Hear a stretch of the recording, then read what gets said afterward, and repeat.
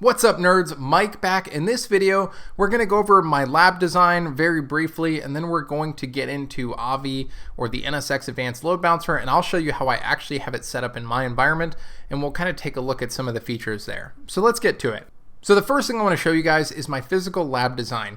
In my lab, I have a Juniper EX2200 switch, and I've got a couple of vSphere hosts connected to it. These are actually just micro ATX boxes.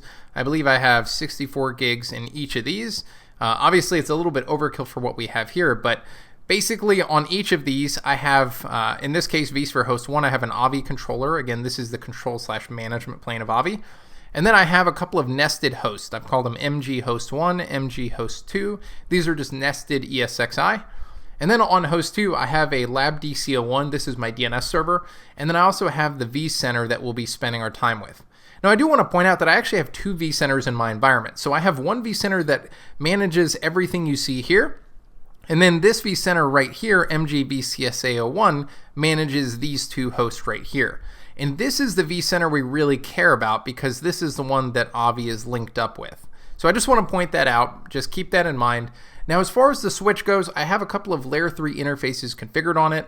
I have a VLAN 251, 254, and 24. And then I actually have a 25, which is not shown here, which is my VIP network. But the important takeaway here is I have a couple of layer 3 interfaces here. You'll see V24 is what my, essentially my web servers are on. And then as I mentioned, I have a V25, which is what I use for my VIP network or my virtual service network in AVI lingo. And then I also have a couple of V20, 254 and 251. If you see those are mostly just my kind of management network in my home lab. But otherwise, it's a pretty basic setup. And to be honest, this is a little more than what you would need as just kind of a basic setup, but that's what I have configured. So let's talk about the logical design though. So now we're kind of taking a zoom inside of, so we had, for example, MG host 1 and 2. These are vSphere hosts that are nested.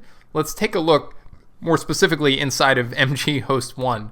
So we have host 1 here, so now we're inside of that nested ESXi instance. This is managed by MG VCSA01, and as I mentioned before, AVI is linked up with MG VCSA01.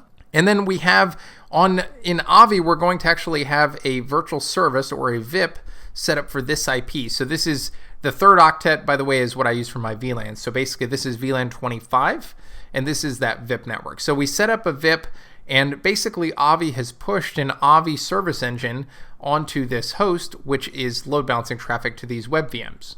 So now I also have, as far as clients, I have my WinPC, which is just a physical box in my lab. I have my iPhone, which I've used to generate some traffic. And then I also have a laptop that I stole from my kids that I used to generate some traffic as well, just to get some different operating systems and that kind of thing. Basically, all you need to know about this is that this traffic is coming from outside of this kind of virtualized environment, and it's coming through that Juniper switch and then into that host.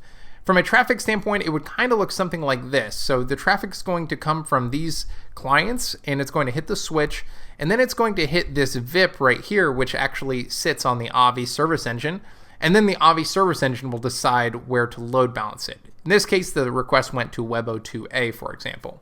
So that said, let's flip over to my vCenter and start taking a look at things.